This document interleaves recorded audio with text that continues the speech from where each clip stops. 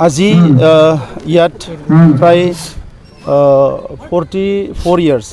পূৰ্বশ্ৰী ক্লাবৰ ইয়াত মা কালীৰ যিটো মন্দিৰ আছে এই মন্দিৰৰ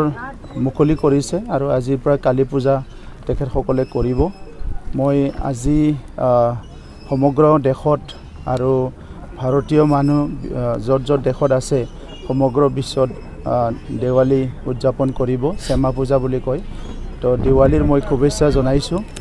আৰু কালী পূজাও হয়, তো কালী পূজাৰো শুভেচ্ছা জনাইছোঁ আৰু মা কালীৰ ওচৰত প্ৰাৰ্থনা কৰিছোঁ আমাৰ সকলো ৰাইজক,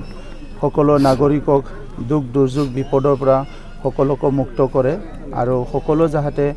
শান্তি সম্প্ৰীতি সুস্থ শৰীৰে ভালে থাকিব পাৰে, ইয়াৰ কাৰণে মা কালীয়ে আশীৰ্বাদ কৰিব, ইয়াৰ কাৰণে প্ৰাৰ্থনা কৰিছোঁ। মই দেখিবলৈ পাইছোঁ যে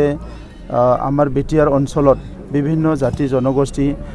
নিজৰ নিজৰ ৰীতি নীতি সাংস্কৃতিক লৈ পেলাই বহুত বছৰৰ পৰাই তেনেকুৱা উদযাপনবিলাক কৰি আহিছে, কিন্তু মাজতে অলপ মানে এইটো মানে যিটো উদযাপন সেইবিলাক খুব স্তব্ধ হৈ গৈছিলে বিভিন্ন পৰিৱেশত, আৰু এতিয়া পৰিৱেশ পৰিস্থিতি ভাল হোৱাৰ লগে লগে প্ৰত্যেকটো পূজা প্ৰত্যেকটো উদযাপন খুব ৰাইজে ভালকৈ কৰিছে। আৰু দেখিবলৈ পাইছোঁ ইয়াত কোনো এটা বিশেষ জনগোষ্ঠী নহয়, সকলো জনগোষ্ঠীৰ অকল ৰাজনৈতিক নেতা বা কৰ্মীয়ে নহয়, সকলো ওলাই আহি একত্ৰিত হৈ এই উদযাপনবিলাক এই পূজাবিলাক একেলগে কৰিছে আৰু ইয়াৰ দ্বাৰা সমাজৰ যিটো বান্ধন এইটো আৰু শক্তিশালী হ'ব আৰু অনাগত দিনত তেনেকুৱা যদি ভালকৈ চবেই মিলিজুলি থাকিব পাৰে আমাৰ অঞ্চল বহুত আগুৱাই যাব বুলি মই আশা কৰিছোঁ। দেখা গৈছে এনেকুৱা মন্দিৰ 40-50 বছৰ পুৰণি বহু মন্দিৰ আছে, তেওঁলোকৰ অৰ্থৰ অভাৱত এই মন্দিৰবিলাক এতিয়া হেৰি হৈ আছে, ধ্বংসস্তূপ পৰিণত হৈছে। আমি আমাৰ পৰা আলাৰী চৰাং বুলি এটা আঁচনি লৈছোঁ আৰু এইবাৰ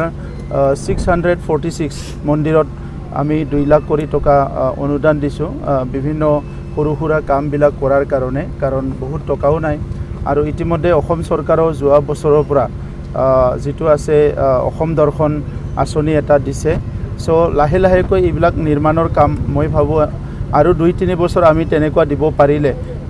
মন্দিৰবিলাক আমাৰ বাথৌ মন্দিৰে হওক বা বিভিন্ন মন্দিৰবিলাকৰ নিৰ্মাণৰ কামবিলাক সম্পূৰ্ণ হ'ব বুলি মই আশা কৰিছোঁ।